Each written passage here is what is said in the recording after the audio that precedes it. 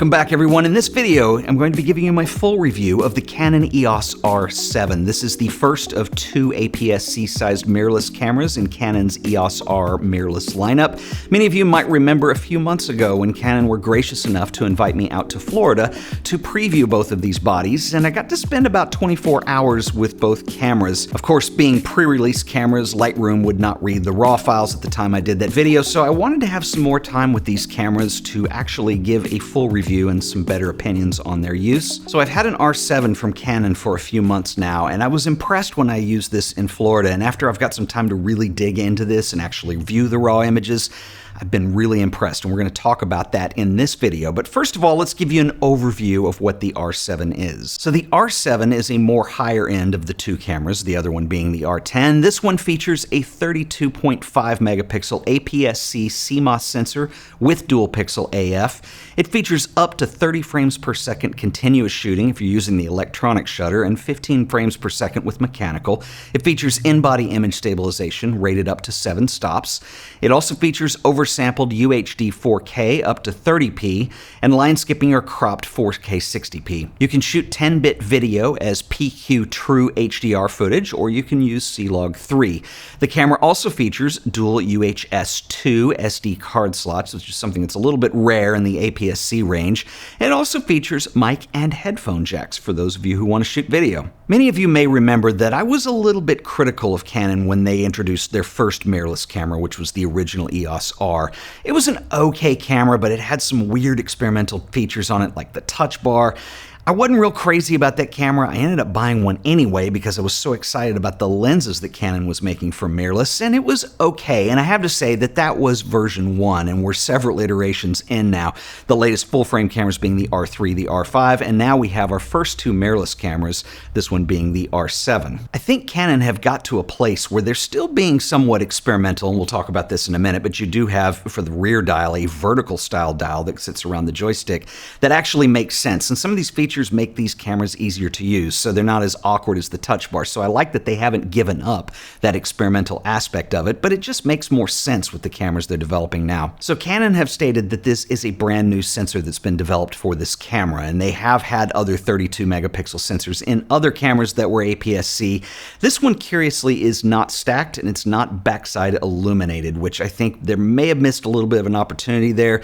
That being said, the low light performance is pretty good, and I would attribute a lot of this to the processor that they're using in this camera. Now, this is a new Digic X processor, so this combined with the new sensor is giving us faster continuous shooting speeds, as well as higher video frame rates than other 32 megapixel Canon offerings. Now, one of the things I'm really impressed with on the R7 is how Canon have implemented autofocus. So it is based on what we saw in the R3. I think it's one of the most intuitive systems that we've seen with autofocus on any Canon camera, and we're getting a lot of those features in the R7. So the autofocus is object recognition based, so you've got a choice of human, animal, or vehicle priority, but the best part about this is now that you can engage tracking from all of the autofocus zone modes, making this a much more easy and natural camera to use. It's no longer dedicated to one autofocus zone mode.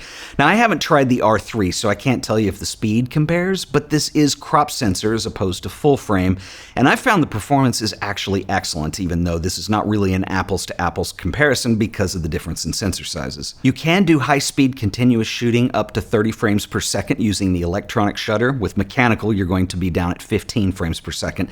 The continuous shooting on this camera is very good. The autofocus works very well with it. It will meet the expectations of the intended user of this camera. So if you're looking for something that's a high-powered camera that you're going to want to shoot sports with your kids, things like that, this camera is going to do the job beautifully, and it's not going to disappoint. The only issues that I found when you're shooting at high frame rates is going to be when you're using the electronic shutter, and it has to do with the readout speed on the sensor. Now, the way a CMOS sensor works is it actually scans the sensor. So it starts with the pixels on the left-hand side, scans left to right and top to bottom.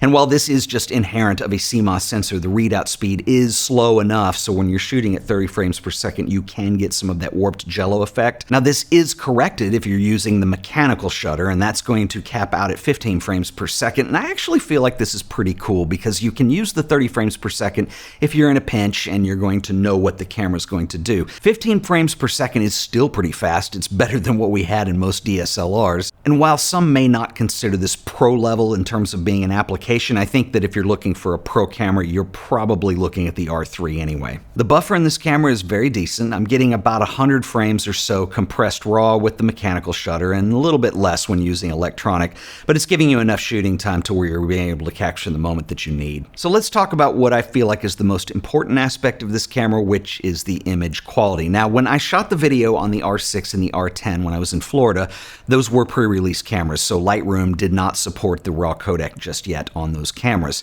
I did shoot RAW plus JPEG, and while you saw the JPEGs in that video, I did pull the RAW files out once Lightroom was updated to support the camera, and I was really impressed. So we don't have a backside illuminated sensor, and it's not stacked, but the image quality is there. These files look really good. There's a lot of shadow detail. You can even rescue highlight detail at times.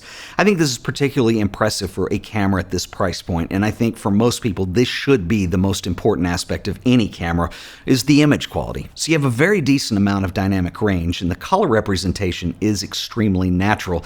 I also want to note that these files will work really well with my latest preset packs, Fujified and Kodakified, since this is what I use for most of my editing. Now, these presets started out from my own personal work, so I wanted to be able to get the colors and contrast rendering of film, but with the dynamic range benefits that you get with shooting on digital. So I started with Fujified, which I feel is a major improvement actually over what Fujifilm offer in their own film simulations. Plus, unlike the Fujifilm simulations, you can use my presets with any camera, not just models made by Fujifilm. So I started with the high contrasty and punchy colors that you get from transparency films such as Provia, Velvia, Astia, as well as the beautiful soft C41 looks of Pro 160 variations, Superior, and even the Natura film simulations.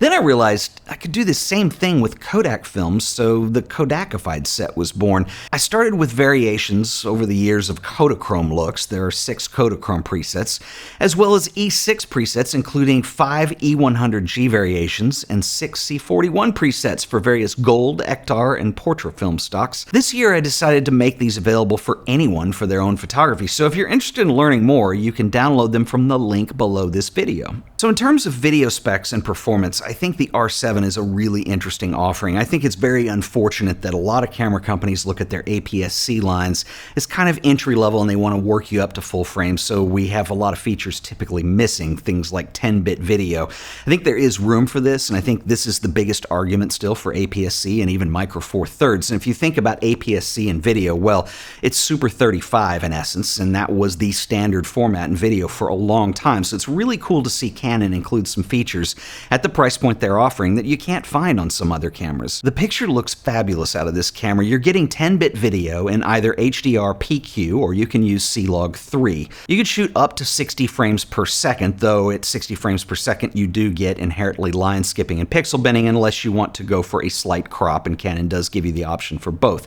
There are no recording limits imposed on this camera, but depending on shooting conditions, overheating is possible. So I would say that for under 30-minute clips, and this is an ideal camera for vlogging or even B-roll.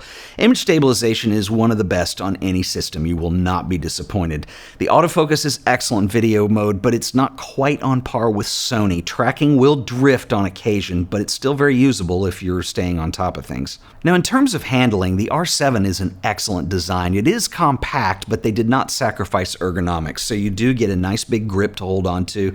It's not as compact as some of the competition, so for instance, the Sony a6600 is slightly smaller, but the R7 is compact. It's slightly smaller than both the R5 and the R6. R5 and R6 users will feel very at home with this. Now, as I noted earlier, there is a very experimental feature with this camera, and it's the rear dial. It's positioned over the joystick in a vertical fashion. So I actually like this. It's really easy to get used to, and the funny thing is you actually want it there when you move to other cameras. It's such a natural place, and you don't have to move your thumb very far to get to it. Now, one thing that Canon are doing right now, and I think they're doing it better than the other companies that make lenses for both full-frame systems and APS-C systems. So we talk about this idea of one mount. Well, I've got right now mounted to this camera the Canon 50mm f1.8 RF lens, And look how compact this is. Now, of course, the f1.2 is much larger, but they're giving us options that are maybe not as wide in aperture, but they fit really well in an APS-C sized camera, and they make this very compact and very portable. Like I said, you can use the big lenses, but the compact full-frame lenses are a real highlight here. The ones I've been using are the 16mm f2, the 35mm f1.8, 50mm f1.8. The 85mm f2.0 macro is a real highlight with this camera, and it opens up whole possibilities of up-close shooting that are really pretty amazing. It's an excellent lens for the price point. And the zoom lens that I like is the 14 to 35mm f4. All of these are compact, you get great results. Of course, you have a crop factor to consider versus using them on full frame, but this gives you a unique range of focal lengths. If you want a normal 50mm lens, just use the 35 f1.8. You've got a crop factor of 1.6 on a Canon camera, but it gets you in the ballpark of something that would be a 50mm quote-unquote standard type lens. Now, I mentioned one of my favorites that I've been using a lot with this camera is the 85mm macro, and so on a crop frame, this gives you a very interesting 136mm macro equivalent on the R7, so this opens up some really interesting and unique macro possibilities. I think the kit lens that comes with this camera is okay. It has a decent range, it's obviously affordable, but I'd actually recommend lenses that will fill out a kit shared with full frame, so if you ever choose to build a system you can upgrade to, or even just have a small APS-C alternative with, I think actually using better lenses is the better way to go. Of course, we've got the fully articulating screen that you would expect from Canon. It is the 900 by 600 pixel, so it's not the best, and the EVF is a 2.36 million dot OLED viewfinder.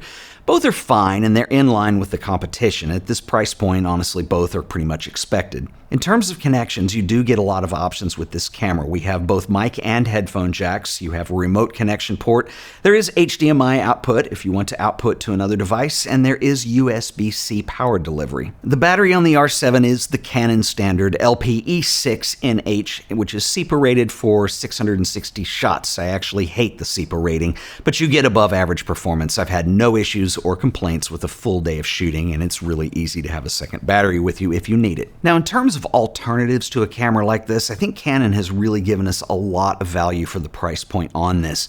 There are a couple alternatives that I'll mention. One of them would be the R10. Now, the R10 is a great camera. It's not as full-featured as the R7, but it is going to be considerably less expensive. I think the other two alternatives you have are the Sony a6600 as well as the Fujifilm X-T4. These are probably the closest that you're going to come to. Now, the Sony a6600 is going to give you slightly better autofocus and probably slightly better battery life, but it has slower continuous shooting speeds, and it also only features 8-bit video.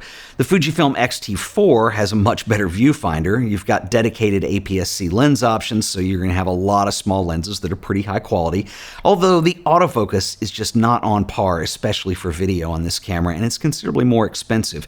So the R7 is a really unique option in the APS-C format, and part of a system that has a really strong development behind it right now. Now, I would personally like to see an actual professional APS-C option, even if it's more expensive, especially for video, but price point unfortunately makes this a non-reality. Most people choose APS-C for budgetary reasons, so this is probably going to be capped out on what we're going to see in terms of performance, at this point anyway. But I think Canon has done an excellent job for the price point with this camera. There's a lot of great features. I've been really impressed. It's a lot of fun to shoot with. If you have any questions, please drop them below. I will catch you guys in the next video. Until then, later.